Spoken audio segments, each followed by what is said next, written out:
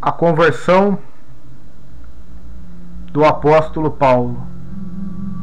A Bíblia diz que Saulo era um perseguidor da igreja e que ele assolava a igreja por todos os cantos, perseguindo.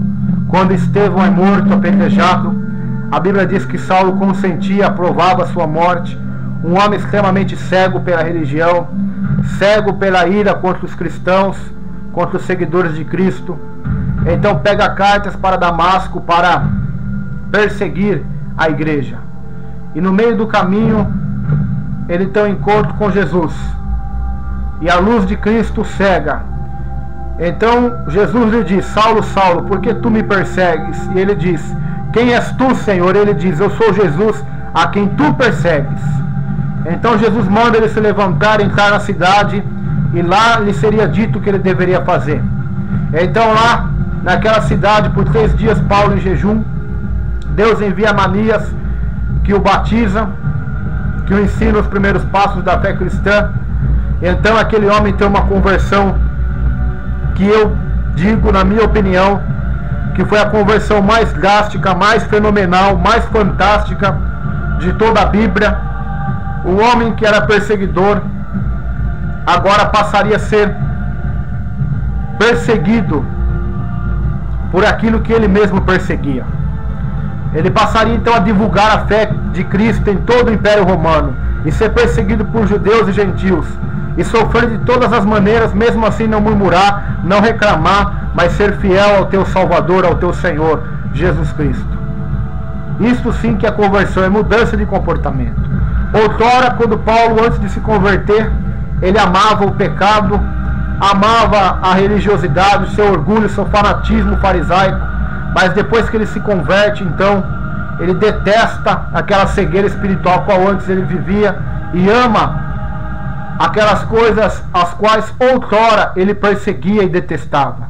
Isto sim que é conversão, isto sim que é salvação, isto sim que é o Evangelho, que é poder de Deus para salvar e para transformar a vida de um homem.